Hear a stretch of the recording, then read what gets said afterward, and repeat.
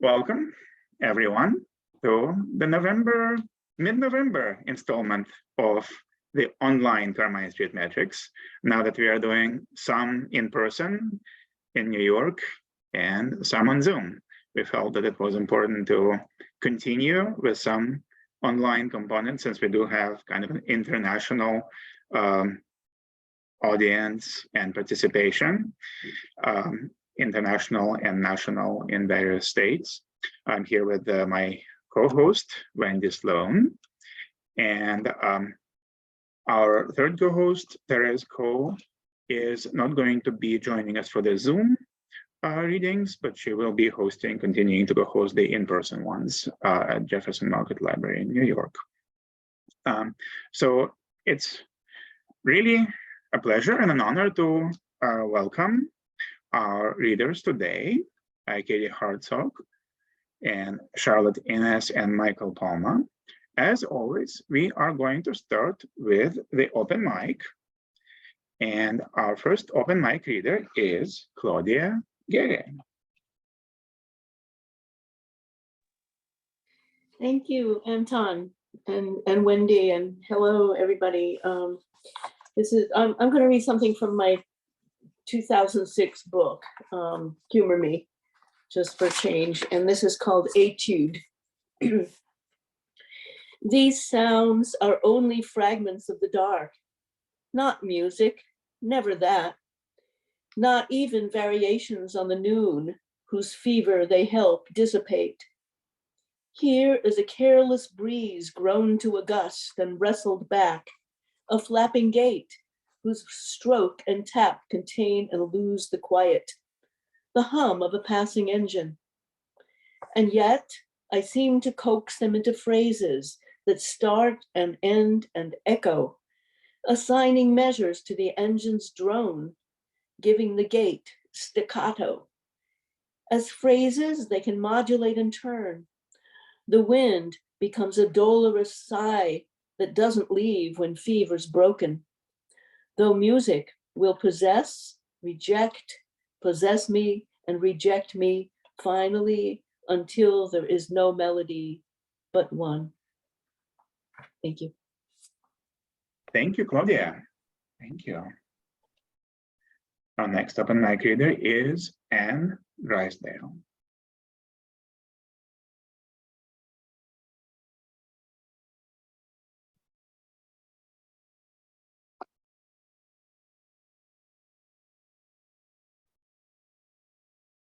I believe I've unmuted, have I? We can hear you. That's good. Piece of blank verse for you, called Fishing. I woke. The light was on. The crossword book had fallen heavily onto my chest. The special pen, bright pink for easy finding and engineered for writing upside down, was lying within reach of slackened fingers. Time for lights out. A single task remained. One pill to swallow with the inch of water saved for the purpose on the bedside table. The pill was on my tongue. I raised the glass and saw a spider floundering in it. I took the pen and dipped it in the water, sliding it deftly underneath the creature. Awkwardly, it embraced the sudden saviour that airlifted it briskly to the floor and left it to consider its position. With 8 gesticulations, each a greeting, it stretched and tested every leg, and then, as if too proud to break into a gallop, it took itself at a collected trot into the darkness underneath the bed. The tablet had begun to deliquesce. I'd grabbed the glass and raised it to my lips. A moment, checking for a second spider, wondering whether drowning spiders piss, then down the hatch with merry what the hell. I settled, put aside the crossword book, and found the pen, still wet from its adventure. I wiped it on my sleeve, gave it a kiss, for being valiant as its ancestors. It is a fisher pen. I fished with it. Thank you, Anne. Thank you very much. And our next reader is Harvey Soss. Unmute. And We can hear you. okay, can you hear me? Absolutely. Okay, this is called At the Overlook, Brooklyn Botanic Garden. Abandoned by a garden buff with scraped knees and dirt under her fingernails. The bench I choose, shamelessly man-spreading to avoid having to scooch over for some book club spinster seeking to plop herself down. Keys and book of the week visible in the string purse bouncing on her hip like the child she never had. Looks out over Cranford Rose Garden. Its view of varietal's Vegas-y star turns proving irresistible to love-struck bees. Philandering pollinators racing to blind date each new cultivar. When pustular clouds threaten to turn tire tracks into kiddie pools, my bench, under the umbrella-like shade of a leafy overhang, secures a place for me to wade through War and Peace, leather-bound, without getting my feet wet. It sports a memorial plaque, brassy as any good fella or gypsy Rose Lee. Its inscription, polished by we leg-weary who brush our backs against it, reading, "My beloved Ada, may she rest in peace." A peacefulness I hope to share. We can only guess whether any rose here was named for his girl, dates on the plaque suggesting the dedicatee of its RIP had a truncated growing season, plucked before her time, as were those blooming patriots, the colonial's most slow-footed men, planted nearby after the battle, no, rout of Brooklyn, freighted with enough British lead in them to seal the crack in the Liberty Bell, if not the rift between heaven and hell. Already a presentiment of decay reaches the high ground from the garden below. From my perch at the overlook, just clear of the event horizon, visitors are sucked into a fairyland engineered for the distantly curious. I record in slow-mo, gypsy roses come and go. From the bench's age, the twisted attitude of its wood, the donor himself, likely her husband, may be presumed dead, nameless, unmemorialized. Still, his homage survives. The weather and rot-resisted rootedness of his Ada, certain to outlast Cranford's reds, yellows, and pinks. Most of them due to expire in July. Thank you. Thank you, Harvey. Thank you. Our next open mic reader is David Formanek.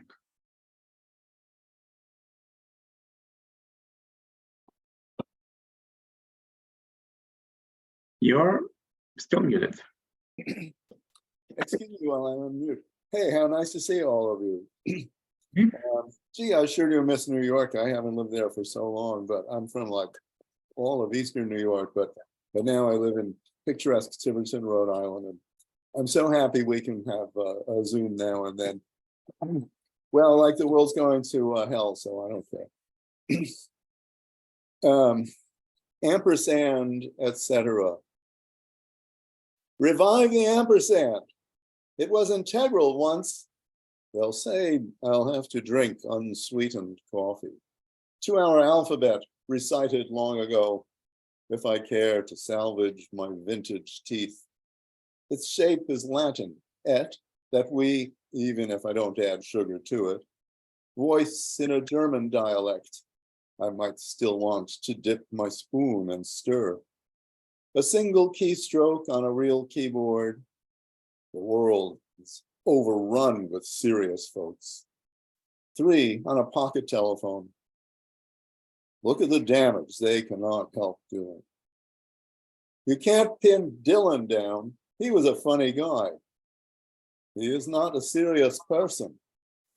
Who introduced rock music to the serious, says Dr. Gregorius about Dick Diver's decline. Didn't he use ampersand for and? Great comics have to work hard at their craft. In liner notes, he omits E from the. Live forever, Aristophanes. Tim Leary said, Western culture is either or. Be serious or taken seriously. But what's so bad about both and? Add honey to bitter mugs. And per se and. Too deep language roots come crease. Too often I poured bitter on the sweet. The sign itself is called a logogram. And look back on a life littered with bitter. Picture pages of serious text. Jollity and laughter are healthful goals. Bedecked with curling, looping, crossed black scrolls. They overcome destruction, conflict, speckled with compact visual delights. But if you want a healthy flowering bush, sweetening dense lines and ponderous tomes, you'll have to dig a hole and work the earth. Hey, thanks everybody. I've been writing in this way where I write two sides of a piece at the same time and seek the divided mind. Thank you. Thank you very much, David. So at this time, I'm going to introduce our first feature reader, Katie Hartsock. Katie Hartsock's second poetry collection is Wolf Trees, a Kirkus Reviews editor's pick, published this year by Able Muse. Work appears in journals such as Kenyon Review, Ecotone, Poetry, the Three Penny Review, 32 Poems, Beloit Poetry Journal, Plume, and Rhino. Her current works in progress include The Iliad Rewilded, a hybrid text combining translation with vignettes of the epic's ancient audiences and creative commentary. She is an associate professor of English at Oakland University, where she teaches creative writing, English literature, and classical mythology. She lives in Ann Arbor, Michigan, with her husband and their two young sons. Welcome, Katie Hartsock. Hi, everyone. Thank you so much, Anton and Wendy, for inviting me to take part in this lovely series. It's just a wonderful gathering of writers and readers. Really happy to be here. If you do hear my two sons from across the wall, you might hear some. They're here. So if you hear any yelling, I'm sure it's fine. No be any problem. So I'm going to read from my new collection, Wolf Trees. The sunshine is kind of interesting right now. And this is just out officially in September from Able Muse. So I also want to thank Alex Pepple, a friend of poetry. He's been a wonderful editor, and many of us know and admire and love his poetry and his editorial work. So just want to say thank you to Alex.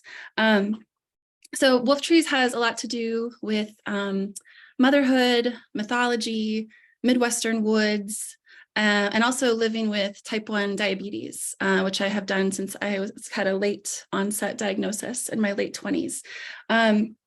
So I'll start with a poem that is a little bit motherhood and some mythology. It's also somewhat of a public service announcement to anyone who has ever had or knows someone with a child with a bad diaper rash. There's very good advice in here about how to treat that. And then also, I love to retell scenes from ancient literature. So when my younger son did have this really awful diaper rash, I wrote this poem in the voice of someone in the Inferno, who was being eternally tortured with my son's diaper rash. So this also invokes Dante and Virgil and imagines talking to them in the poem. The rash.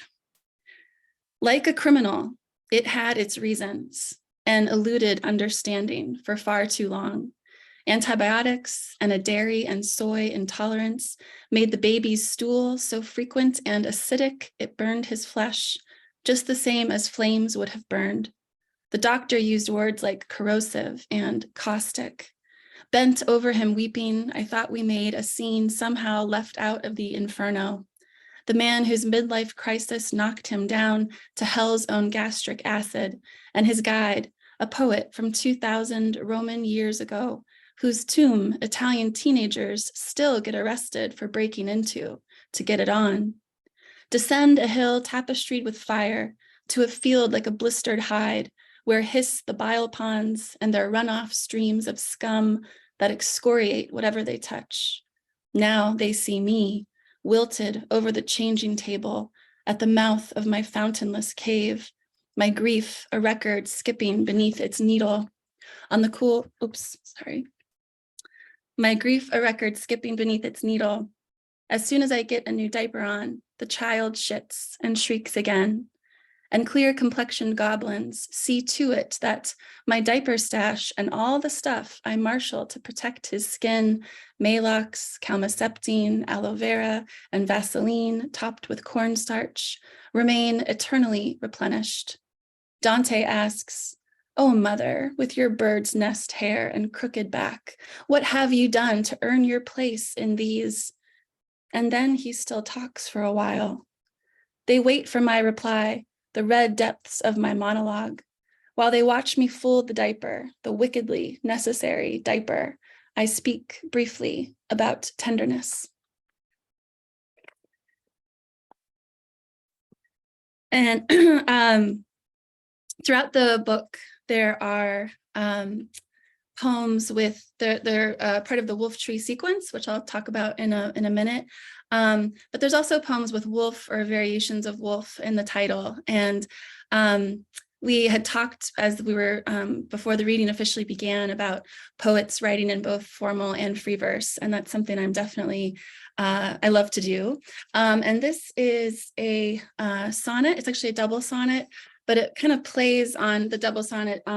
The first one only has a single line instead of the final couplet, and then the end of it has the final couplet. The beginning of this poem takes place thinking about trees and also being a new mother while I treat my type 1 diabetes. It's called Wolverine. Lord, I love your trees. I've loved them early on walks to lower my blood sugar before I nurse the baby with this broken body given me, which can live in the time you gave me form and blood, this time on earth that gives us robots full of math and insulin. I call the little one Elf, my helper. Lord, when the sky looks hard enough to drop and break, I will love your trees, stunned but not surprised by rain. I know your clouds from above too, because we fly in planes in this time you gave me.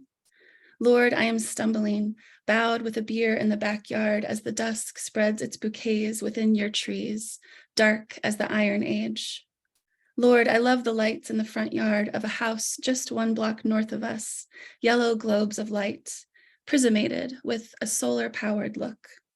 If my husband walked through their glow right now, right through the glowing space they make between houses, I would recognize his shoulders and his gait, the contours of his face, his clean-shaven jaw, or even trimmed beard. My 2 husbands, I call him who changes and stays. Thanks to change, maybe we stay. Years ago, after I'd said yes, we kept on talking. Marriage, we thought, is like a sonnet. The content craves the form, which must mean more than fixity, and innovate like a leaf. Lord, I love your trees.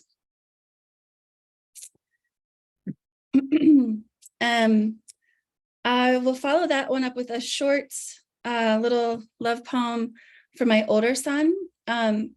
When my older son was about 6 months old, he lost all of the dark, straight hair he was born with and commenced to grow into a curly blonde, which was kind of wonderful and amazing. But he never lost the lowest part of his hair that did not fall out. So it just kept growing. And before I knew it, I had a child with a mullet because I didn't want to cut it. And so some of you might know the term mullet. It's kind of like that little rat tail in the back, and it has various cultural associations. This poem is called The Making of a Mullet, and it's in syllabic, so it's 3 syllables per line, so it looks a little long and stringy, except the last line is 4 syllables. The making of a mullet. Never thought I would, but I get it. Now I've let it happen. A stamen, his curls nursed, an outburst, a gold brick work helix, a world we set loose. He never lost the lowest swell of hair I revered from the first, the deep earth's deepest root, proven true, but just too long now, so I am told. I have held the scissors, have acquired a locket. I can't cut it. So I'll read one sequence, one part of the title poem, which is Wolf Trees. A wolf tree, it varies by region in the United States, its meaning, but it can mean a field alone in a pasture that wasn't cut down when the rest of the trees were to make the way for farmland. So it's kind of a much older remnant of the rest of the forest that was gone. Or when farmlands revert to forest, it's the much older tree around which the new farmland grows up.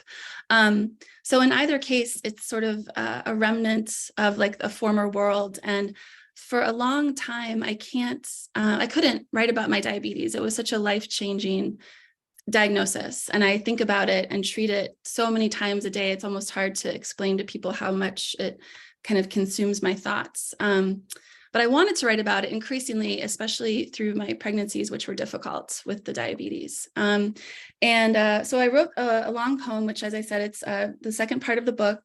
And I'll just say that the cover of the book is by James Dexter Havens, and he was the first American to have his life saved with insulin in 1922. And he went on to become a beautiful woodcut artist. And so I'm really honored that his family let me use it for the cover. But I will just read the last sequence, actually part 11 of the poem. I was having a really hard time with this section. And then I thought, well, I think I'll write it in a loose blank verse. And then it all kind of came together. The last stanza kind of resists that form a little bit. But it really is a way, like we were talking about earlier, that form helped me revise and shape and find what it wanted to be. So this is part 11 of Wolf Trees. In the days I drove long distances alone in a 99 Cougar named Purple Haze, I opened the moonroof whenever the weather allowed the sky to become less separate. I looked for the trees that stood apart in fields, turning my head as from a bar stool to trail their silhouettes, as if they were the ones passing me by, as if they'd know me, as if they too had been wanting a recognition scene with someone, something they'd never met. And all this was before the onset of the disease, before the disease set itself on me, before I'd heard anyone say, that's a wolf tree. Her limbs are loveliest at dusk, reaching the reach the daylight made into the shy seductions of nightfall. Or so it looks to me when the air gets flushed, deeply flushed with blue, with changing light and the urge to create and touch and withdraw and hide, then touch again. I can feel the path or sidewalk get lacy with these shadowed moods. When I stretch my arm out of sleep to check my CGM or quiet its high or low alarms, or pick up my PDM to tweak the stream of insulin dripping from a cannula clicked down beneath my skin, sometimes I keep my eyes closed, my hand combing like a mole the nightstand for the right robot in my robot stack I keep close by. Sometimes I reach the other way, with eyes still shut, to find my husband's shoulder or neck or trunk or hand. How can I touch without waking? How can I say without speaking what he could understand as he sleeps?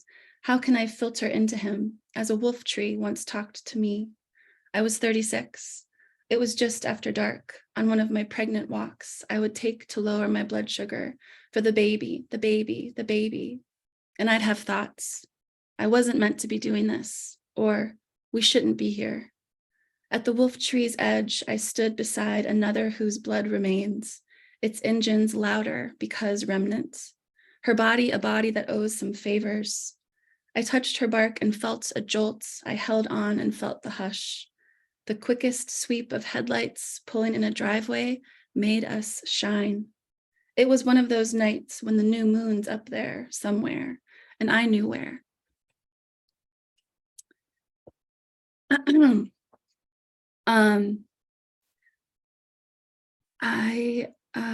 think I'll read two more. The first one is I cup, which is a kind of ancient Greek drinking vessel where it's a kylix, so it's kind of that flat bottom bowl, but the eye cup has eyes on the front. And so when you finish drinking the wine and you like pull the whole thing up, it actually becomes a mask when you've lifted the whole thing. And it's a really interesting insight into the idea that some people become someone else when drinking. And this is just a short poem, a shorter poem in couplets. And the epigraph explains what it is: an ancient Greek drinking vessel with a face, usually with prominent eyes underneath. Eye cup. Draining it, you lift a mask, a satyr, a monster, a brighter-eyed man painted on the bottom of your kylix. The foot of its stem is the cartoonish nose, and its handles, rounded ears, you finger grip so you can wear your new face. And everyone laughs as you shoulder sway, drink the last few drops, let some dribble down your neck from a head not quite connected. The streak runs red and then pale red. But I know you best in the early sips. When the cup's eyes just cover your mouth, you look at me with 4 ways of looking, and someone else who's also you drifts in the lees. And the last poem I'll read, I want to begin by thanking Rachel Horace, who's like here, and I'm so happy to see her. And she very generously gave Wolf Trees a blurb and pointed out this poem in the blurb. So I'm going to read this for Rachel. The Iliad is one of my favorite things in the world. I'm currently working on a manuscript based on it. And just as a reminder, Achilles is the figure who will die during the Trojan War. He doesn't die during the Iliad, but his death kind of haunts the Iliad, especially for his mother, Thetis, who is immortal and especially struggles with his death because I think she can't understand it in some way. So, or she hasn't felt it before, which I think maybe for the first time any of us feel grief, it might feel that way too. So I also, when I teach the Iliad, I teach the scene, the shield of Achilles, which Hephaestus makes for Achilles when he needs new armor. I also taught Auden's poem, which is a very dark revising of that sign and that scene rather. And when I was first nursing, I had a very tough time when I began breastfeeding my son. And the lactation consultant gave me something called a nipple shield. And I immediately thought, the nipple shield of Achilles. So this is a prose poem called The Nipple Shield of Achilles. When Thetis mourns her son before he is dead, she says, I raised him like a tree in a sloping orchard. Or maybe I nourished him like a tree. Or fattened, cherished, gave strength to, gave suck to. I had a terrible time when I started nursing. Ravaged was the word my chest sang like an epic simile where a beaten donkey keeps destroying crops while the bloodshed rages on. Not only because of the baby's tongue tie, it took 3 lactation consultants to notice, but also they all agreed because of his mother's nipples. My ex used to tease me. They were tiny, platitudes, not obelisks. He'd touch them, we'd tussle, I'd protest my greatness. I almost called him, hey, guess what I need? When I was given a small piece of silicone called a nipple shield. It protected my skin and gave the baby more bulk to suck. Where is the epic poem of childbirth? My friend Ruth has wondered. And just yesterday, I heard Madeline Miller ask the same. To help myself heal, I also purchased breast shells, which sounded like something an ocean nymph might wear. Ah, me, my sorrow, the bitterness in this best of childbearing. Thetis is, remember, immortal. I imagine her gliding onto the plain of war to say what no extant epic would want her to say. Put that down right now. And in reply, I hear Robert Moses in 1950s New York yelling at Jane Jacobs and her opposition to his plan to build a highway through Greenwich Village. There is nobody against this. Nobody, but a bunch of mothers. I'd lick the nipple shield and stick it on, and soon I didn't need it. I'd think of Thetis nursing her gleaming son, a milk-drunk bundle, and her hair floating in the underwater breeze. After all, I am a mammal. This is how I work, how he increases, how I battle my imperfection, his mortality. Thanks. Thank you so much, Katie. That was fantastic. If anyone would like to unmute themselves, we can applaud and show our appreciation. Thank you. Thank you so much. Thank you. That was good. But please post a link to the Wolf Trees where people can order the book. Or, and I'll say the same thing to Charlotte and to Michael. Please post the links to your work, and to everyone in the audience. Please consider supporting our artists and buying the work that, some of which you hear today, which is so fantastic. So I'm going to mute everyone again, and we are going to do a bit more of the open mic.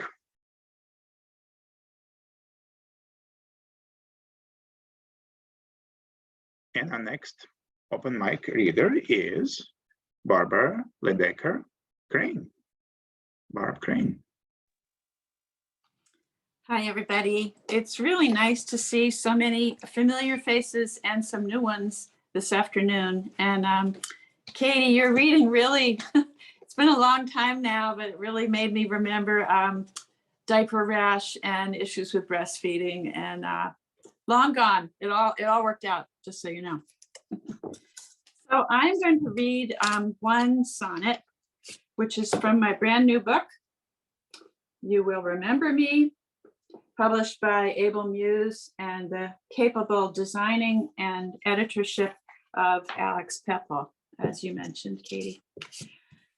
And this particular poem is called Helga, which you might recall was the name of Andrew Wyeth's muse and model and neighbor for many, many years. The particular poem that I'm referencing, although it doesn't really matter, is called Overflow, which Wyeth painted in 1978. Helga. I didn't paint our neighbor Helga naked. That connotes embarrassed, stripped, or cold.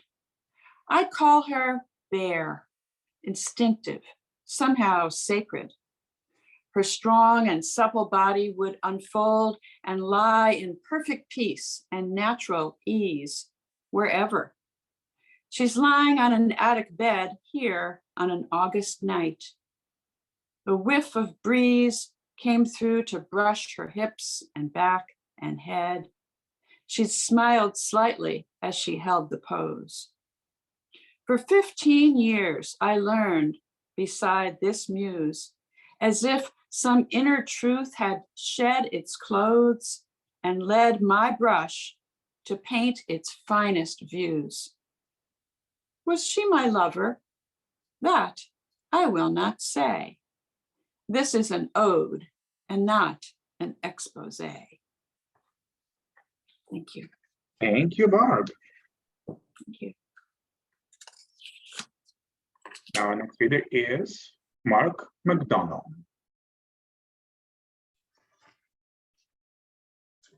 Hello, everyone. Well, the nights are drawing in, so here's a winter poem. Winter breathes, and though it doesn't snow, we feel that catching breath.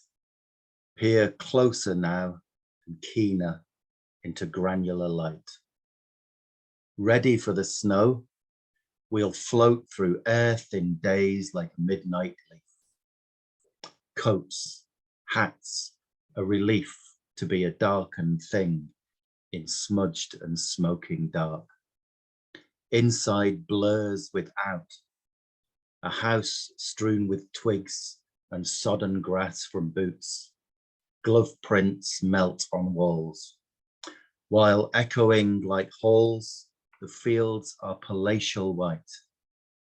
We used to think the smallest birds would freeze and fall, indent their own glittered graves.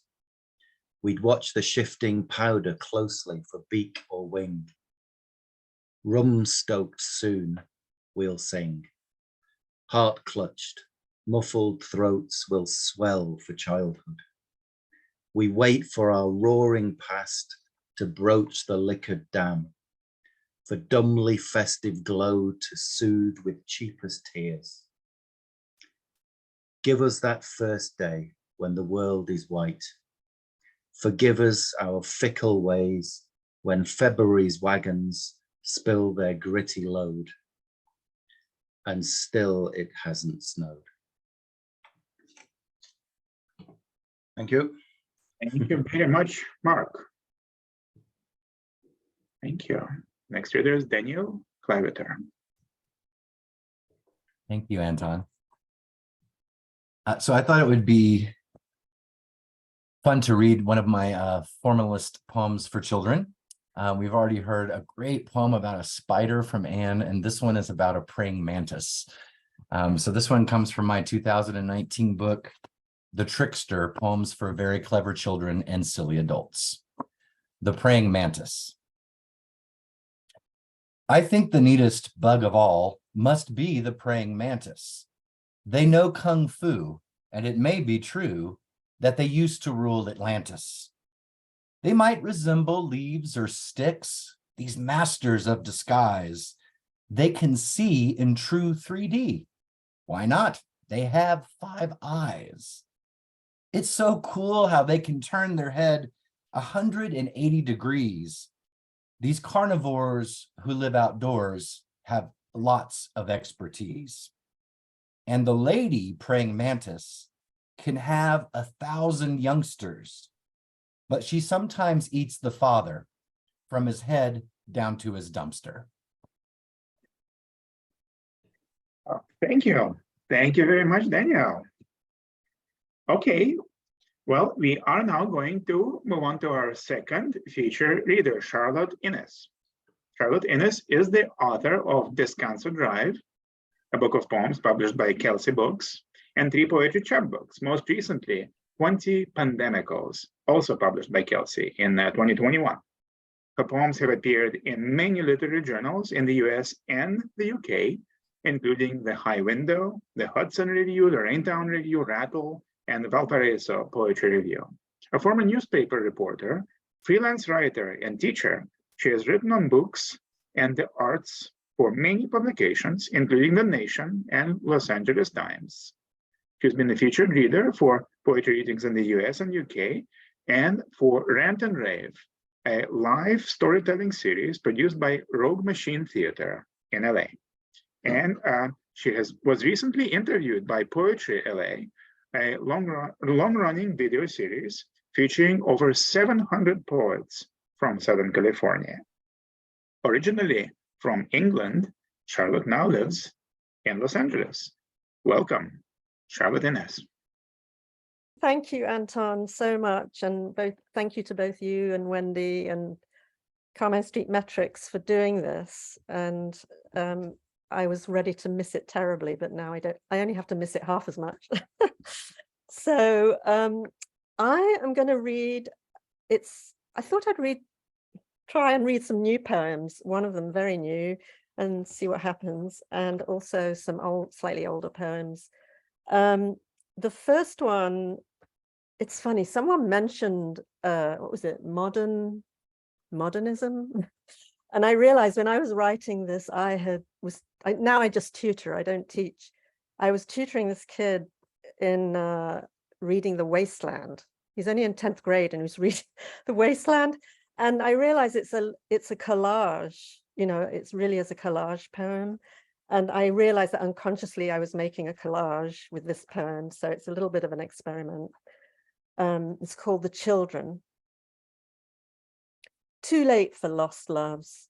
We all carry the stone of unforgiving anger, all unconquerable like calorie pears, stealing space and nutrients from native species. Good that other seeds unfurl inside this child. I ask about her games and toys. I listen. She hugs me. I think she wants to know she matters. I think I'm blessed. Sometimes goodness can place a hold on hurt, charge rage, change laws, can offer hope or aid. Doctors mending limbs, musicians' souls, poets our battered spirits. Oh, human ingenuity. Along my street, houses nestle under palms and cedars, uncrushed by quakes, unharmed by fire or flood, unbombed. Unlike that place where soldiers bulldoze schools, children screaming, parents pulling them through the windows. My friend, we've known each other years. Seated at my table, we talk of those who think they're in control. My word for them, cartoonish. You say, doesn't that diminish evil? A shadow flickers briefly. True, I fear the worst, and maybe we must to save ourselves from sorrow. But sometimes they seem ridiculous, I say. We laugh. It's hard not to. And here, with sunlight on the floor, the table set for lunch, danger seems a far cry from coffee cake, good friendship, talk. By 6, the October sun has gone. I clear the plates. Beneath my window, a sound repeats. Click, click, click, click. I pause. On the sidewalk, a small boy is pointing a large, clear plastic water gun, red light flashing atop its bulbous body, chasing a girl in a white dress dotted with tiny red flowers. As the street darkens, the children race around each other, shrieking with laughter. The boy points the gun. Click, click, click, click, click. So I'm going to read one of the poems in 20 Pandemicals, which Anton mentioned as it's the last book I wrote, chapbook.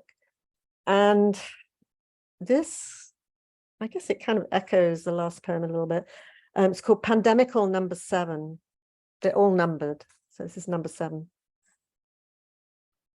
In the beginning, there was complete silence. Even mockingbirds sang not a single note, cars undriven, people at home, an absence, a time when chaos ruled, not too remote. Like Ragnarok, when the Midgard serpent woke, unwound its coils from round the earth, soaring out of the ocean, spitting venom to choke people and gods with unbreathable air, unmooring the ocean to cover the land till Thor killed it, then died himself. For some, the story goes that land appeared again, or God willed it, fresh, green, with people who, I suppose, knew nothing of the ways a world might end. Now, enraged by a virus you can't beat down, or impatient to live, killing a friend, sense the serpent's shadow, prepare to drown. Okay, let's see.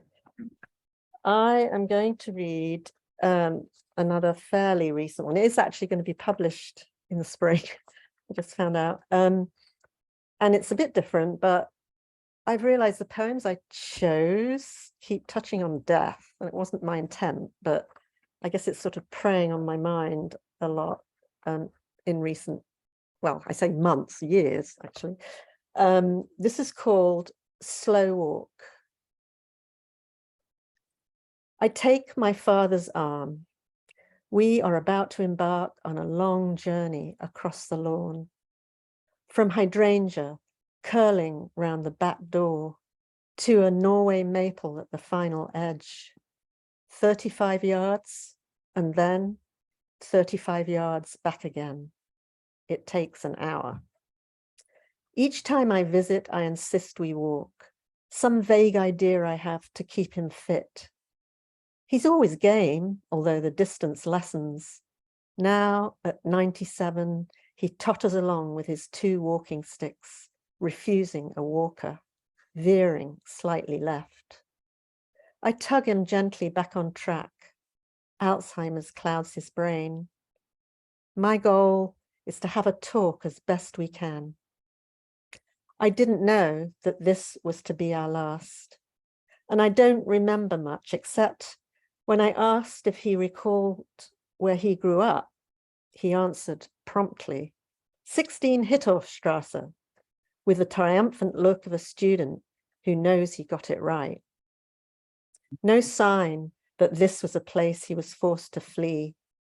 England welcomed him, and that's where he wants to be.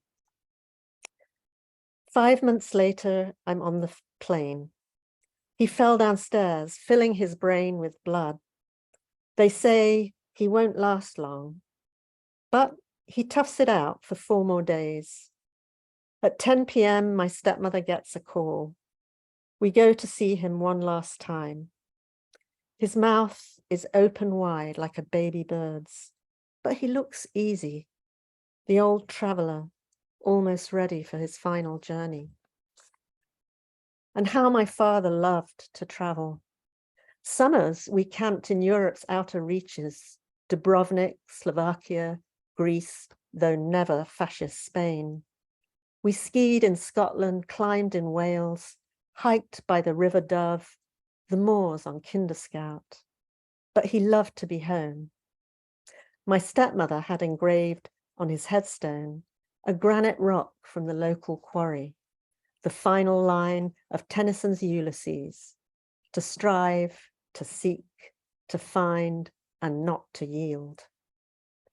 Everything else, the difficult past, my angry years, the years we didn't talk, my family's good at that, it all recedes, dwindles down to the moment when he heard my question, answered right, pleased with himself, pleased with me.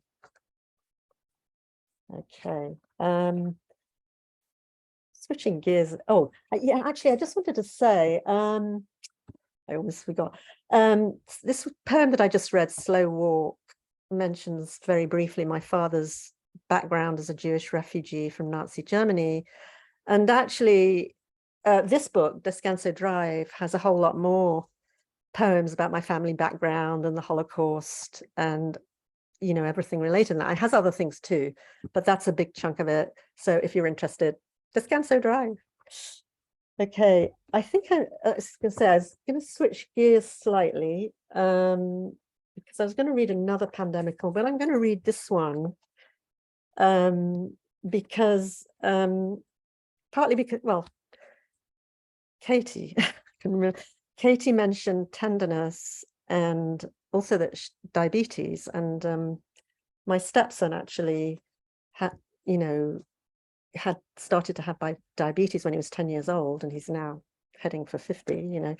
So all his life he's had this trouble, but he's a lovely, lovely, I'm going to say young man, but he's actually getting older. So this is sort of focused on him and the idea of goodness. So pandemical number 8.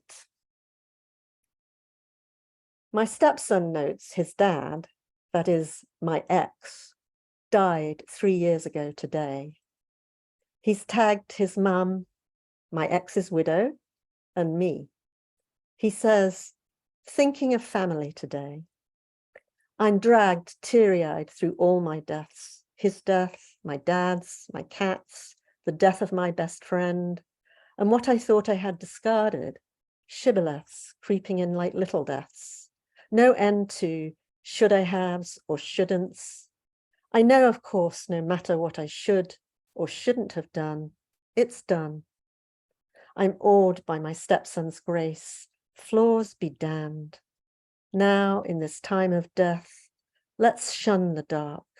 Let's think of beautiful souls tonight, cures for sadness, something slant, old scars that signal mending, the cool folk rock I like, a rough-edged voice, a banjo bright as stars. I think I filled my time, Anton, have I? About, yeah. I mean, here we have a short poem that. I'm sorry? I said just about, but if there was like a short poem you wanted to finish with, you can. How much time? Like a minute. Sorry? A minute. A minute. I could read another pandemical, which they take about just over a minute. All of the ones I've tried have been about the same. And I was going to actually, instead of that one, I was going to read the last one, which stands back a bit from the awfulness going on. Pandemical number 20. Yesterday, first time in months, I walked the empty beach, undone by the air's freshness, salt on my lips, the little sea-wash shells almost bleached of color, by the wash of the waves, the tide providing tiny morsels for waiting birds, by a flock of seagulls suddenly rising, whirling and dipping, till one of them snatched a fish or something, and clamorous shrieks arose from squads of hungry bombers hurtling towards it, by a row of sandpipers matching themselves to the scalloped edge of a wave, eyeing the pullback, running and pecking the drenched sand in search of what's invisible to us, waiting again, holding the place they've always held, scholars gathering daily to pass the ocean's endless argument on weight and froth. Okay. Thank you. Thank you very much, Charlotte. That was great. Really moving reading. Thank you. And again, please unmute yourselves so we can all applaud. Thank you so much, everyone. Hey, Charlotte, yeah. Oh, thank you. I did put, actually, way at the beginning of before we all started, I put my links. I was a little nervous about doing it, so I did it right at the beginning. My links are on the chat, and just going to say, I had to learn how to save the chat. If you don't know how to do it, you can ask at the end, but you can save it so you don't lose them. Everybody, you can save everybody's chat. So there they are, waiting. Also, you can ask me because I will have a record of the chat. Okay. All right. And our next open mic reader is Chris O'Carroll. Thank you, Anton.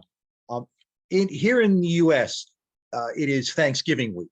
So families are going to be gathering. This is not explicitly a Thanksgiving poem, but it is a poem about family gatherings and family dynamics. It's titled Generations. At family get-togethers, who's the gray uncle who shocks the aunts with ribald jokes, then asks the 20-somethings if he may join them outside for newly legal tokes? What slippered pantaloon sprawls on the floor beneath a squirming, giggling toddler scrum? Whose silly magic tricks are not meant for the grown-ups? Look, he's pulling off his thumb. Who has no aptitude for adult games, but when the children make up goofy superheroes, whoops with them as they shout their names? I'm Booger Man. I'm Super Duper Pooper. This foolish fellow who won't act his age, this paragon of immaturity who thinks that all the world's a vaudeville stage. Who's this absurd relation? Oh, it's me. Thank you. Thank you. Thank you so much, Chris. Okay, our next reader is Greg Delanty. I knew it was you, Chris. I just gotta say. This is David Ferry, who just died. He's a great translator as well as a great poet. And I thought it would be nice to read something that he wrote since he just passed away. He was almost 100. I'm rereading his Aeneid again and how wonderful it is. I'm just going to read. I won't read from my own new book, The Professor of Forgetting, which I'd like to, but here is David's envoy from Horace, from the epistles. Just as I told you over and over, Vinny, deliver these books of mine to Augustus only. If you know for sure that he's in good health, and only if you know for sure that he's in a good mood, and only if he comes about that he asks in person to see it. I'm worried you'll be so eager to help me, you'll botch it. And I'll be a figure of fun because of you. If the bag full of books annoys you by being too heavy, throw it away.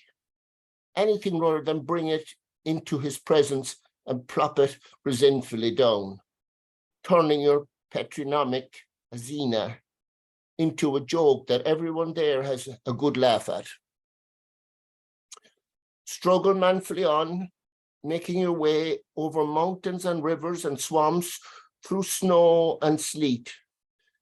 Be careful about how you carry it, not, for example, under your armpit, the way some hayseed carries a lamb to market, or as a drunken housemaid tries to conceal a ball of wool she stole, or a poor man invited to dinner by some rich cousin carries his felt hat and sandals, not knowing what else to do.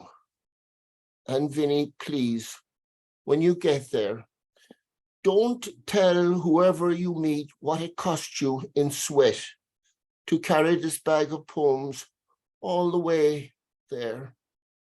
These poems of mine that might just possibly catch the attention of Caesar's eyes and Caesar's ears. Go on, keep on, no matter who tries to stop you. Go on, farewell, be careful, Vinny, watch out. Through heat and cold and dark of night, don't stumble. Handle with care this precious package of mine. There you go, David. Rest in peace, David Ferry. And thank you for reading. Thank you. Okay, so I am now going to introduce our last featured reader, Michael Palma. Michael Palma's poetry volumes include the chapbook, The Egg Shape, from 1972, and Antibodies, 1997, and the full-length collections, A Fortune in Gold, from 2000, Begin in Gladness, 2011, and Local Colors, which is forthcoming from Able Muse.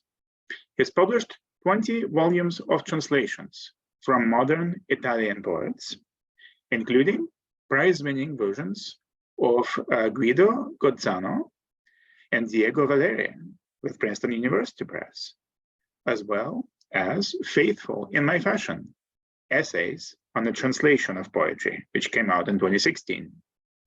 His fully rhymed version of The Inferno was published by Norton in 2002, and his fully rhymed translation of the Complete Commedia, the entire Divine Comedy, will be published by Liveright in 2024. So, welcome, Michael Palma.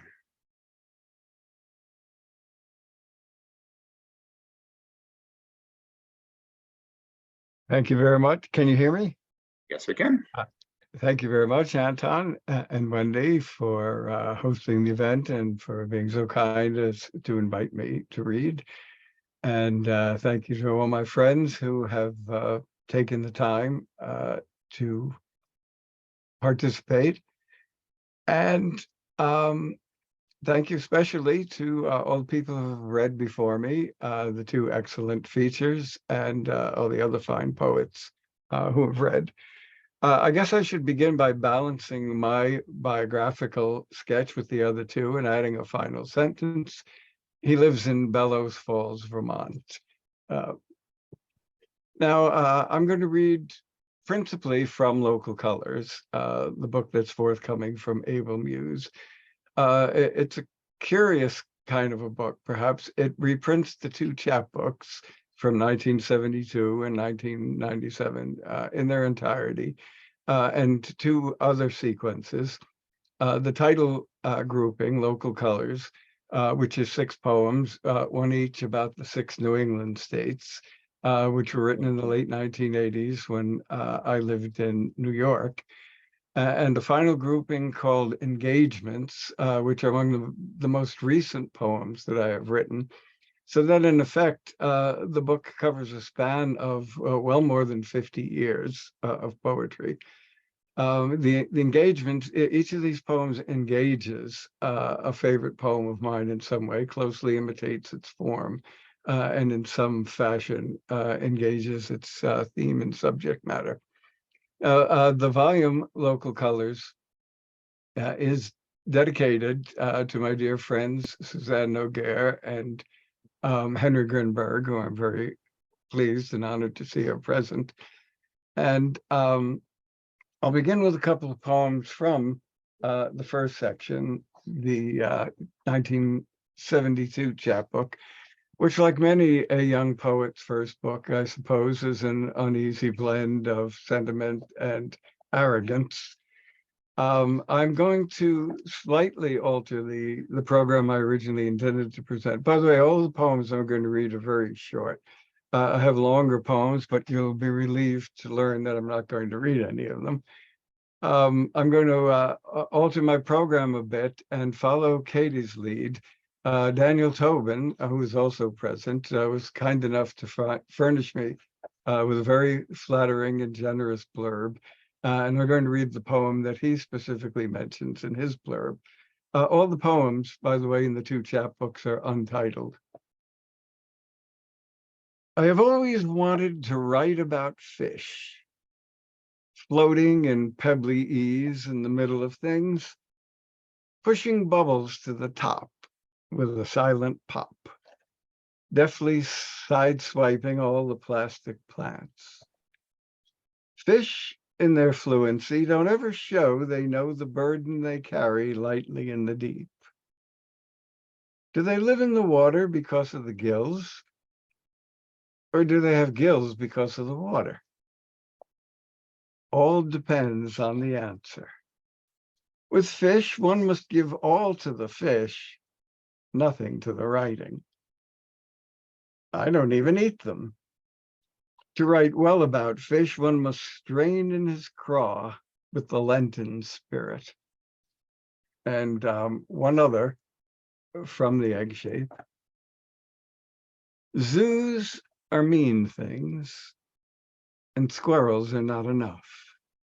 We should have foxes, too, running free in the streets, licking the hands of passers-by. Subway cars may couple, but they have no orgasms. Ladies and gentlemen lie restless and awake every night, alone, dreaming of each other. Some of us should be happy. Some of us should be glad of our bodies. The Spartans, gnawing on their dry bones, need something worth dying for. When the clouds come, will we leave behind even a green parrot to screech a few words of our harsh, obscure tongue at the quizzical conquerors? And I'll read a couple from the 1997 chapbook, Antibodies, which is a sequence describing a doomed relationship. I'll read two from near the end of the sequence. In a dismal time, a time like any other, in days of losses, losers take to the streets. I take to the streets, a motley to the view. The broken ones accost me everywhere. Some have lost all, and all I've lost is you. In the corners of your house, the silence beats. You stitch your pieties for ready wear, and wanting is the short way to go mad. Wanting these days is all we do together, and all I've lost is what I never had.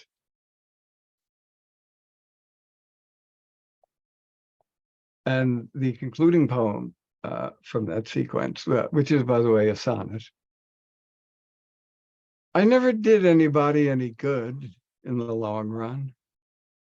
I never knew the day to say, God bless you, and be on my way. I stood, withstood, and never understood. I never knew the meaning of a door except for locking. Now it comes to me, an opening. And I don't think I'll be dramatic and ridiculous anymore. I was the human fool who tried to hold time in my hands and never let it go. Now all I own is what I can bestow. I prize the door forgive and watch it yawn open to me. I dress for moving on, my lessons pressed around me for the cold. I'll read two from the title sequence, Local Colors.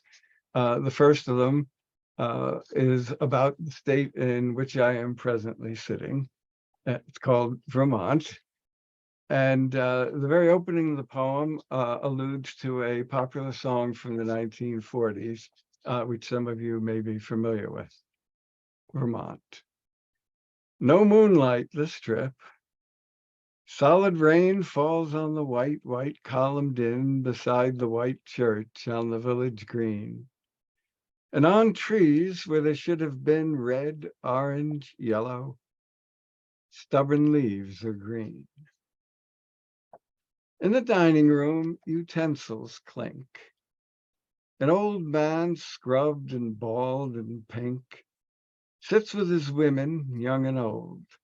They drink, cut meat to tiny squares, and loudly talk of subway shootings in New York. The old man says nobody should have anything to say who's never had to live there. He thanks God he never did. Upstairs, New Yorkers stare out loud at dark green rain and thank no God. The other that I'm going to read involves the state that I can see across the valley from my front window, a state in which two others present right now, my good friends Donna and Ernest Montenegro are sitting. Ernest, by the way, is an extremely talented artist, and in fact, did the sculpture that is reproduced on the cover of my book of essays, Faithful in My Fashion. I don't know if you can see it clearly. Yes, we can, absolutely. This poem is called New Hampshire. The opening line of this poem, by the way, is a kind of secret pun, because the setting for the poem is the Augustus St. Gaudens homestead and studio in Cornish, New Hampshire. In the gaudy woods, the golden tips of leaves predict the long decline. The greeny logs beside the barely dripping brook rot peacefully. A damp abundance binds the earth.